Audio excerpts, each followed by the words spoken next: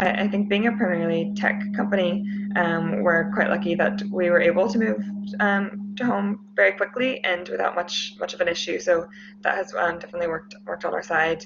But I think the overall transition has been a challenge for everyone in terms of working in teams, working with other people, connecting with your other staff members, and especially joining a new company.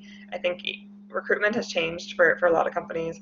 I think a lot of people have um, had their start dates changed or have lost offers at various companies across Northern Ireland. So that's been a challenge in itself. But even starting a new company um, from home, not being able to meet people can be quite challenging as well. So there's a lot that kind of goes into planning for those sorts of things. So we're quite lucky that we've been able to move all of our training virtually as well. So we had our last intake in June. I think about 20 people started with us, all done virtually from home. So we had a bunch of training sessions and things like that. But outside of the work stuff, I suppose we've done a lot of like pub quizzes and workout classes just to kind of bring the company together as much as we can be, from home as well. So I guess looking a little bit more at what we'd be looking for graduates going forward. Um, before we would be looking at your work experience, whether that be part time or if that would be a placement year or whatever it may be, volunteering, things like that. Obviously, in this current period, we know that those things have changed. We know that you may have lost a placement year. We know that part time work may not be available. So we won't be looking as we won't really be looking into that as much. We'll be looking more into how you utilize this time um, for yourself and make it to your advantage and the softer skills that you have as well. So I think that the key things that we're going to be looking for based on our experience so far would be time management for sure. I think working from home, and you'll know yourself doing your projects and schoolwork from home as well. Um, Being able to manage your own time. There's not a lecturer there to check in on you if you go into a job. There's no one there to check in on you, to make sure you're doing the right things throughout the day. That's good. Time management and being able to prioritize will be really, really important. And then in line with that as well, communication. If you need to ask a question, if you need help, being able to communicate that and not just sitting behind your screen and hoping the answer will come to you that way. I think those two kind of key skills are really important. And I think kind of tying into that as well is just your own personal awareness. I think now is a really good time to figure out your strengths and your weaknesses and really analyze how you're able to use your other skills and how you'll be able to apply them to a workspace. So when you go into an interview, you can talk about how you used this time to work on a project and you were able to work on your teamwork and communication skills, and then you'd be able to apply that um, to your employer and how you would use that in a working environment as well. So, excuse me.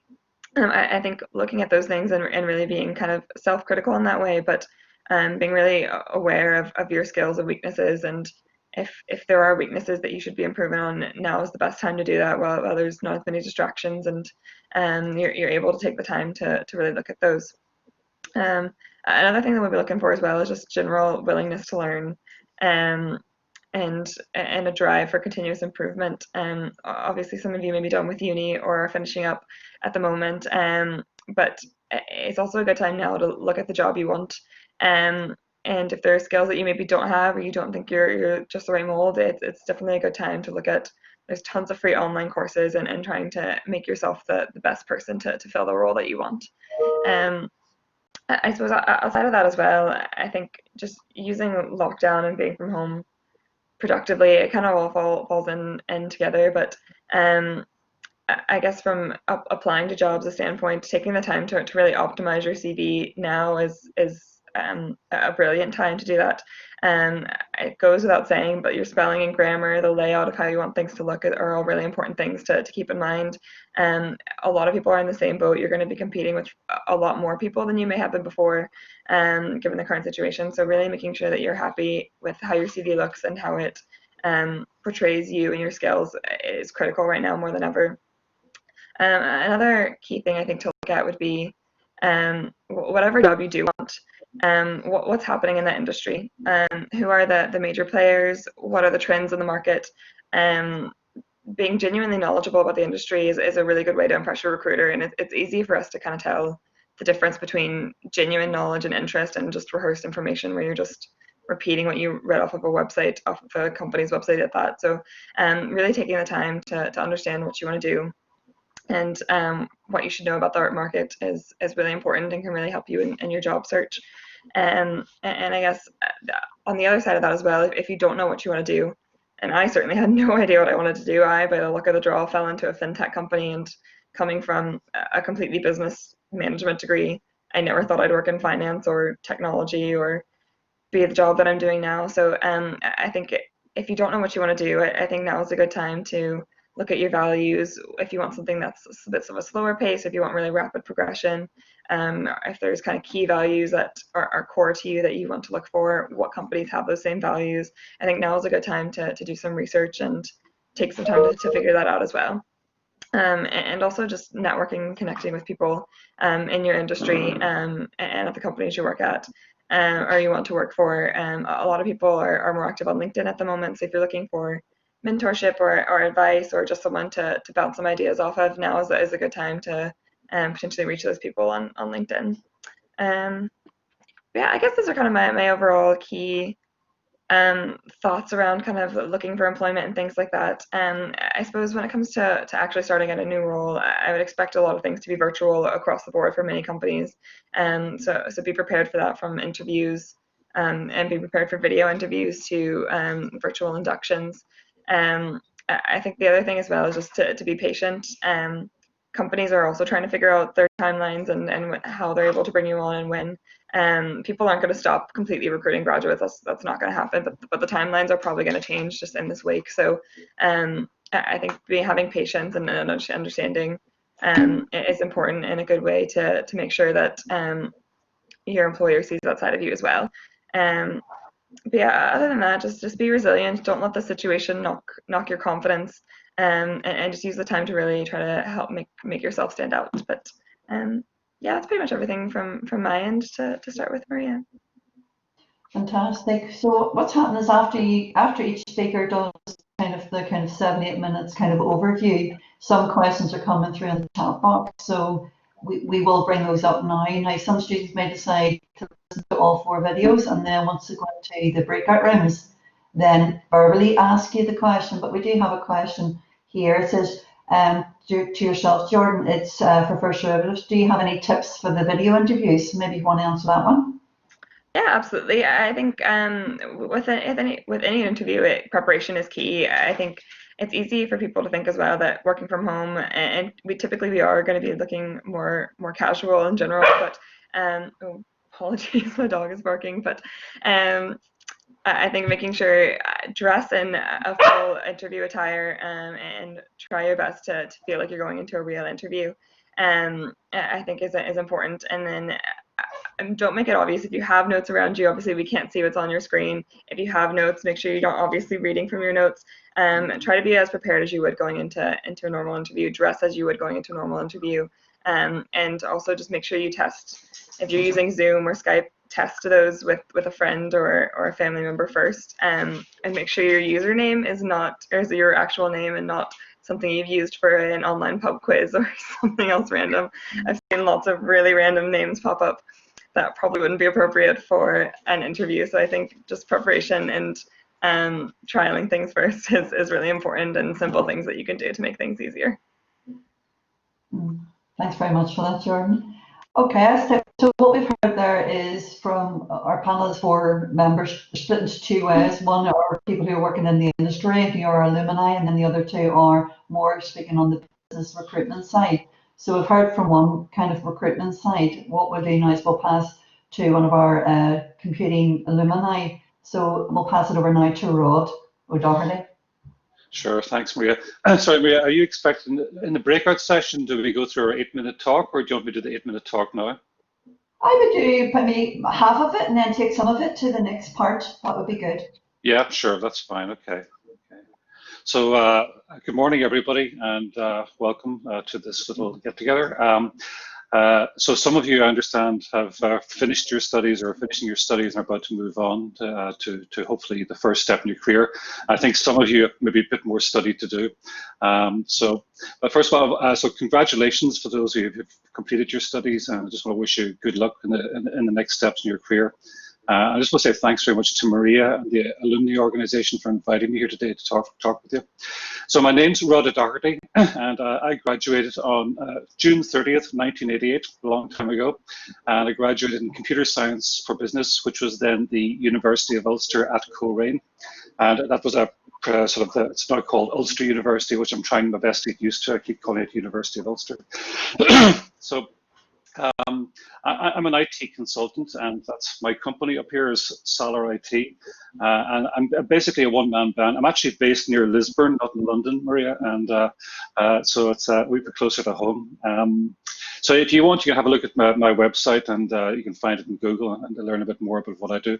So my sort of company slogan is supporting business on the information technology journey. And basically what I do is I provide training on IT project management, and I'm a qualified project management practitioner. And I also provide IT project management services, so helping companies to define their IT needs, select suitable IT solutions, and then, if required, to manage the implementation of those solutions. So my career can broadly be summarized into three sort of areas. I've spent about 15 years in total, either developing software or managing the development software.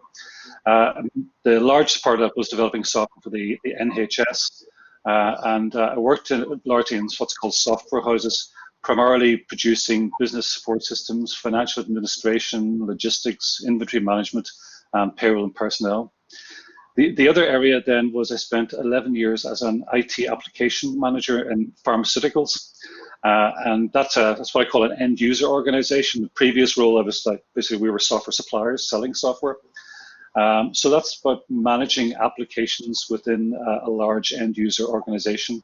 So in that job, basically, I was responsible for the day-to-day support of those systems, delivery of any new systems, and I also had an in-house software team developing new software. And then the final phase of my career, and the one that I'm sort of in right now, is I spent 7 years as a consultant supporting NHS payroll and personnel systems. This I did on my own. I wasn't part of the previous company. It came out of my original career when I was actually developing software for the NHS payroll and personnel. And I'm 2 years now in my current role, where I've basically jumped ship from full-time employment, and basically, so I'm set up on my own here and trying my best now to gain a bit of business. It's become a lot more difficult with COVID, as a lot of my work depends on, or my success at gaining work depends on networking and attending networking events. But unfortunately, they've all dried up, and at the moment, so hopefully they'll come back later on. So my talk today is basically about basically about when you're in university, you tend to be concentrating on the nuts and bolts, the C programming, the JavaScript, and the technology that you need to learn to get you that dream job or first job.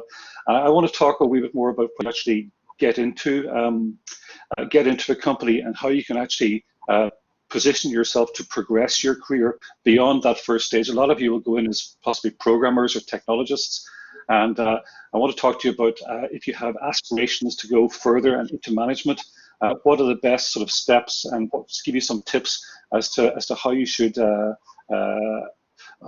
behave and address people around you whenever you're trying to progress your career beyond that. So Maria, do you want me to go into detail now, or do you want to hold that back for the I think maybe if you just maybe just go into one of the tip areas and then to say take the rest to the group session. So I guess the first one then, I'm going to talk about something which is, I guess, a little bit technical. So whenever I start a new project or a new bit of work, the first thing I think about is who are the people that are going to be affected by this piece of work that I'm going to work on, this project. So I carry out what's known as a stakeholder analysis, and many of you will know what a stakeholder analysis is, but if you don't, then you can look it up online and learn about it. Now, it's a sort of fairly technical thing, and I don't use it. I use it in a very informal way. Well, really what it does, it helps me to think about the people or the groups who are going to have an interest or going to be influenced about the piece of work I'm about to do, the project I've been given, or the assignment that I've been given by my boss. When you think about it, you try to put yourself in their shoes and understand whether or not you need to influence them to be more positive about the work you're doing, or perhaps just to be concerned about them. It's about having a plan for communicating with people. It's very useful. It's been very useful to me in the past, because I basically list down all the people, say the user of the software, the person who's going to be paying for it, maybe somebody who's going to be writing it, the software, and try and work out what does success look like for them from their perspective. And then if you concentrate your mind on what looks like success for them, that helps to drive you along the right path to delivering what a successful outcome of the project will be. So I would say as well, it's good to get to know the stakeholders and get to know them personally. So like, for example, your boss, they will be a stakeholder, your customer or user. So for your boss, what is he or she trying to achieve? What pressures are they under? And what other projects are they responsible for? So you can talk to them about things wider than just the work assignment you've been given about them, and help to engage more with them. And then if you're with your customer or your user who's you're producing the software for, or whatever technology you're producing, what will that project achieve for them? How will the project transform their job and their company? So if you get to know them better, if you see them in the canteen, you politely ask them, can I join you for a cup of tea or a bottle of lunch? Get to know people around you as well as you can, and that's a great way to earn their respect and trust, and become sort of a more significant player in the workplace that you're going to join. And so that respect and trust must be there if you're to progress your career in any organization. So it's just something that you need to work on. Okay, Maria, I'll leave it there. Thanks for that. Sorry, thanks for that, Rod. No, I think that's kind of a nice kind of first key point to bring into the breakout sessions for students to sit and go and have a wee think about. But I think the importance of them understanding that they are approaching businesses, and businesses have other priorities, and it is about the customer and developing the technology to make the business more profitable, and understanding more like what is the stakeholder expecting is a very good point that might make students be a wee bit more successful in securing an opportunity. So that's a good one to take into the breakout rooms. Thanks for that. We're now going to move to Jen, who will now explain from a recruitment point of view some of the kind of key things that students should be looking out for, and some tips that you might be able to wish to share with us as well. Thanks, Maria. So thanks for having me. It's great to see some unknown faces again, rather than just the back of my kitchen door for a wee while. So thanks again, and congratulations on graduating, the ones of you that are about to graduate and have already. I know it's probably a bit different to what you or your parents maybe expected than a nice gown and cap, but I'm sure the time will come. So I'm Jen. I work for a company called Myth Digital. And we are a digital product agency based in Belfast and in Dublin. So we build a suite of products for a range of different companies. So we do custom software builds, custom e-commerce builds, app development. We do web development and design, and some brand design as well. So we're kind of a one-stop shop really for all of kind of that digital field. So we work with a range of companies, as I said, so that includes startups, small business, medium-sized business, but also large brands like the North Face, Coca-Cola, and so a real broad range of projects that we work on, which is fab. So I'm new to the business. I only started with them in May, and that was because they're entering a period of wanting to grow a bit more strategically, and bring a lot of those services and expertise in-house. And think more strategically about the business over the next 5 years. So I'm the business development and project manager there. And so yeah, I'm going to talk to you a bit about recruiting. We are recruiting currently for a UX developer and a software developer that speaks Laravel. And so those are live until the 17th of July. So if any of you are interested, feel free to get in touch for a bit more of a chat, or to look at our website as well. And it's very simple submission process. It's a CV, and for the UX designer, some portfolio examples as well. So have a think about that. And if you want to chat about it more, the door's open. So recruiting in general at the minute, I think obviously it's a strange time for everything, particularly recruitment, but it's not inactive. There are opportunities, and it just looks a bit different to normal at the minute. And you're coming into at a time where you're qualified academically, but you might find the experiential side of your CV a bit more of a challenge. But this, as Jordan was saying, it's still a good time to build out on that. And I have a few tips that are very similar to Jordan, so we must both be right, of what you can do kind of in this time to get that going. So with the mind that First Derivatives are here and large conglomerates are here, I'm going to be the small team voice and say, really consider what you want your career to look like, and think about the short and medium term. And I really encourage you to do that actually before you take too much action, and sit down and think, where do I want to be? What kind of team do I want to be involved in? What are my personal objectives? And does my CV lend itself to getting jobs in that field? And what's the first step towards that? So if you can, take a bit of time to yourself and write it down. If you can, keep yourself accountable. The lectures are gone, the deadlines are gone. It's all on you now to build a bit of plan for yourself and really hold yourself to that. And hopefully that if you have a bit of strategy around it, that would help you do it. It also just allows you to go into an interview and come across like you've genuinely thought about what your plans are, and what you want to get out of the early stages of your career. As I said, we think small organisations. I've always worked for small organisations and love working for small teams. That doesn't mean small teams do small things. Small teams actually give you the opportunity to look at the broad range of work in that company, and you'll get access to all levels of work rather than maybe more compartmentalized things that you would be recruited in quite a specific role in a larger company. And there's real opportunity for meaningful growth within that organisation as it grows and as that team grows, and to be a part of that. And if nothing else, that's really good experience. And taking a more risky job role as you might view it now at this time in your life, if you're coming from a position where you have fewer responsibilities, you can take those risks, and they may pay off.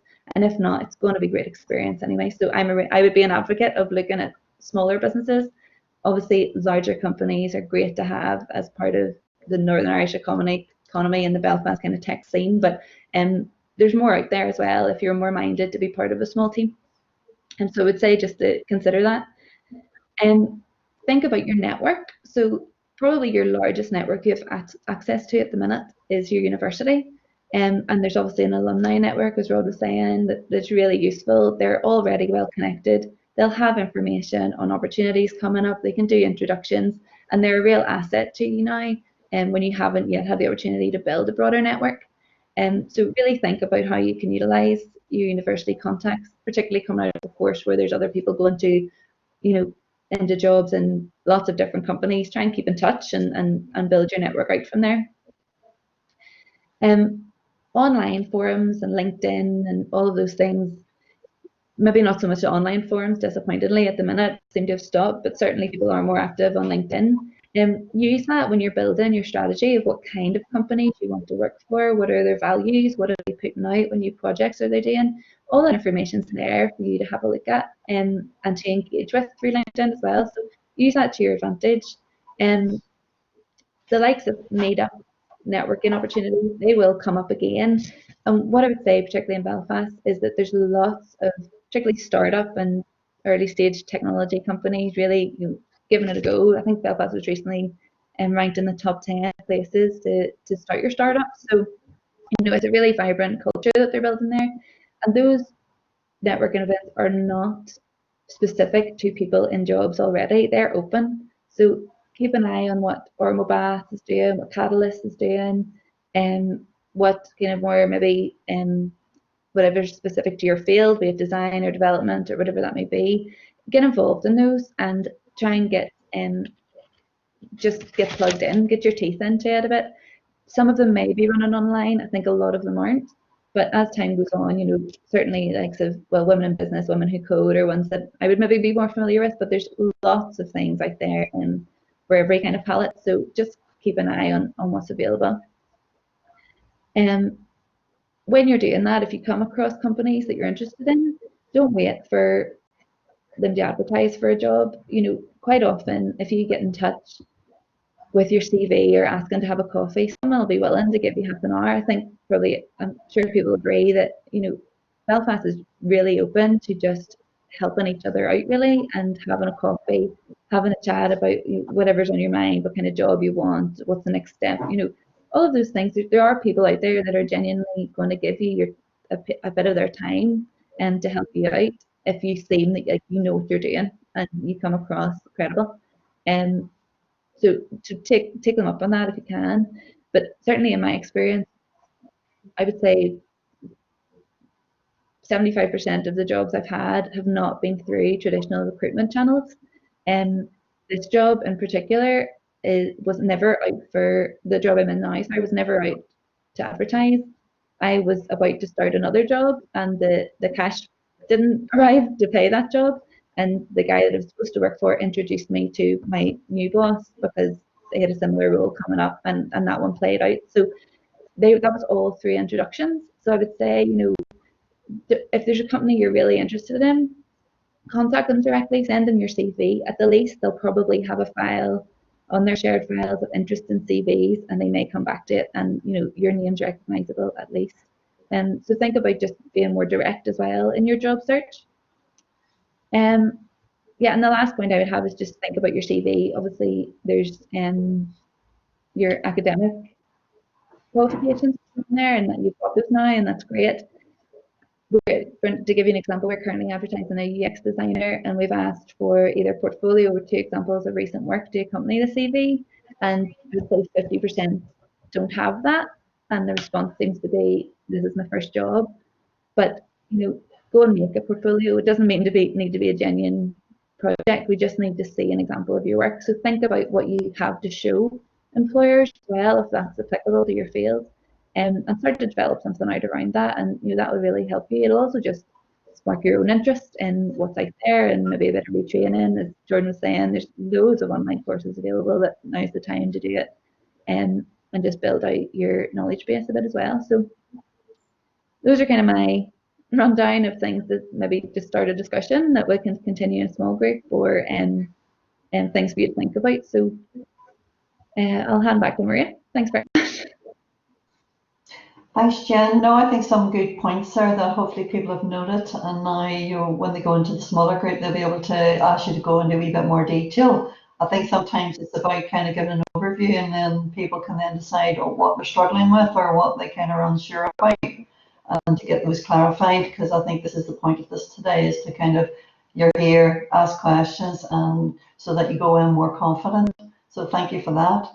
I'll now pass to our fourth and final speaker before we go into the breakout rooms. So if you have any questions, just as I put them in the chat box, otherwise leave them in the breakout room. So I'll now pass you to Saki, who is with Rakuten. Hi there, guys. Thanks very much for joining, and thanks very much for having me. So as Maria says, I work at the Rakuten Blockchain Lab in Belfast. So I'm a senior software engineer there. So my day job, I suppose, is writing code, but there's a lot of things which go along with that. Rakuten are a very large Japanese conglomerate. So although we have a blockchain lab in Belfast, we also have many different companies all over the world. So we originally started in Japan in the early 90s as an e-commerce company, and we've kind of been tagged as the Amazon of the East. So we're bigger than Amazon in Japan and in Asia. That's people's kind of first go-to for their e-commerce rather than going on that. And as the company started to grow, as the internet kind of boomed, then Rakuten started to diversify, started to buy over various different organizations and start different organizations to try and kind of move into different markets, I suppose. So for example, we have travel companies, we have an e-reader called the Rakuten Kobo, so we actually have a piece of hardware and a bookstore which goes along with that. We have Rakuten Bank, which issues credit cards and loans in Japan. We have Rakuten securities, which is all to do with investment into different securities. And of course, we have the blockchain lab in Belfast. So our team is relatively small in Belfast. So although Rakuten is a company made up of thousands of people globally, in Belfast we only have about 16 or 17 people. Off that, about 14 of us are developers, and then we have a couple of managers and office staff to help process things. But primarily our work involves naturally blockchain related products. So for Rakuten, we help Rakuten businesses develop blockchain based solutions. So we have a platform which abstracts away all of the difficulties of implementing a blockchain based solution. So rather than a Rakuten based company, so say for example, Rakuten Bank wants to be able to do something with the blockchain, rather than them having to figure out, right, how does a blockchain work? How do I integrate with it? What kind of code do I need to write to actually be able to talk to it and deal with all of the low level ideas and technologies? What they do is they come to us, and we've built a platform which essentially sits on top of the blockchain and exposes a set of APIs. So that is a way for you to communicate with us, a way for Rakuten Bank to communicate with us. And then we deal with all of the complexities of actually integrating with the blockchain. So it's very, it sounds very like airy-fairy in a way, but for some concrete examples of how that actually works is we've developed a cryptocurrency exchange for Rakuten. We've also developed a solution to facilitate the trading of carbon credits. So in Japan, the government have a scheme in which it issues carbon credits to companies who are engaging in more or reducing their CO2 emissions, basically. So if, for example, a company installs solar panels onto the top of its building, the Japanese government will say, right, here's a carbon credit, and it's worth some sort of value that you can cash in a couple of years' time. And those carbon credits are tradable with companies who maybe are emitting too much CO2. So for example, the company who's installed their solar panels, they could then sell that carbon credit to a company who is maybe using fossil fuels to fuel their business processes. So all of that is done on the blockchain, and what that actually provides you with is an audit trail of exactly where a carbon credit has been, who it was issued to, how much it was sold for, all of that kind of stuff. One of the main points of blockchain is that it's immutable, and that means that anything written to it cannot be changed. And so it means that you have this permanent record there to show exactly where this carbon credit's been. That's probably enough about the Rakuten organization as a whole. So I was going to talk to you a little bit about my career journey and how I actually ended up at Rakuten. So like yourselves on this call, I started out at UU. I was doing a computer science degree. Realized that I guess I was a pretty good programmer whilst I was at university, and so I decided to focus primarily on that. And I suppose that's why my job at the moment, I'm still coding for the most part. My placement year I spent at Deloitte, so that's a consultancy company. I spent months working in London. I spent months working in Glasgow for different fintech organizations. So primarily we're helping banks develop a digital offering. So one bank in particular, a Scottish bank, they essentially had no online banking presence whatsoever, and they were losing customers. So all of the customers who were with them were elderly people, and no young people were joining. So literally their customer base was dying off essentially, and so they needed a way to try and engage with new customers. And so we helped develop a digital offering for them. So I was going to tell you 3 top tips for your career. So this is where we kind of hit top tip 1. Never be the smartest person in the room. So I was working for this bank in Glasgow, and I was working with a contractor, and he gave me this advice. And essentially what it means is it doesn't mean that you don't want to grow, or it doesn't mean that you don't want to be able to put your voice out there or be heard. But what it means is surround yourself with people who have knowledge that you don't necessarily have, people who can teach you and help you grow, both professionally and personally, I suppose. And so then after finishing placement year, went back to university and went to final year, started getting through the dissertation, and I'm sure a lot of you will be familiar with the pains and the struggles of that. And so then about halfway through final year, just before starting semester 2, unfortunately my brother passed away. He took his own life. And that was a very, very big challenge for me. And at that point, I reached out to my course director and said, look, this has happened. Course director said, look, it's up to you how you want to proceed. You can either finish the year, don't recommend you doing that, or you can take a year out, come back next year and finish your studies. And I suppose this is where lesson 2 comes into it, and that is things won't always go to plan, but that's okay. And I suppose you're all experiencing that right now with COVID-19 going on. Nothing's gone to plan. If you had have asked any of us back in January, no one would have said that this would have been going on. But you always have to use the setback as an opportunity to grow. So you've now got more time maybe than you thought you would have had because of everything that's going on. So you should definitely be using that as an opportunity to learn new things, learn new technologies, get involved in things that you weren't necessarily thinking of getting involved in. There's always opportunities there. You just sometimes have to try and find them. So anyway, decided not to take a year break, decided just to finish off uni, just grind through it, get the dissertation done. It was a struggle, but again, got through it with the help of friends and family and whatnot, and eventually graduated. And I went back to Deloitte as a graduate for a year, spent more time working on more fintech projects. And after a year at Deloitte, after graduating, I decided I wanted a change of scenery. So I suppose Deloitte is a very large corporate company and hundreds of people work in the Belfast office. And so I thought, right, I want to go somewhere where there's less people. I want a smaller team. And although Rakuten, as I said, is a massive, massive company in Belfast, it's a very small, close-knit company. And so went to Rakuten, started working at the blockchain lab. And as time went on, although we develop blockchain products, as I've said, they also have a lot of initiatives to help employees kind of push out the boundaries in their personal lives. And so they have an award called the Playmaker of the Season Award, and that's an award which they give to someone to help them improve things in society or in the community. And so through that award, they actually helped me develop a suicide prevention app. So as I said, my brother when I was in final year, took his own life. And so Rakuten have been supporting me over the last, must be a year now, try and build this app. So they've helped me kind of produce publicity into mental health. They've helped me reach out to different people who can help. So they sent me over to Montpellier, which is the south of France, to work with a team of app developers to basically design a prototype of this app and see how it can work and get advice from experts. And they continue to assist me with that. So that's where lesson 3 comes in, and it's putting yourself out there. So that opportunity wasn't something which necessarily fell into my lap. That was something which I had to go out there and put myself forward for. No one was going to write the application that I had to write to put myself forward for that award, and no one is going to be kind of your advocate unless you want them to be.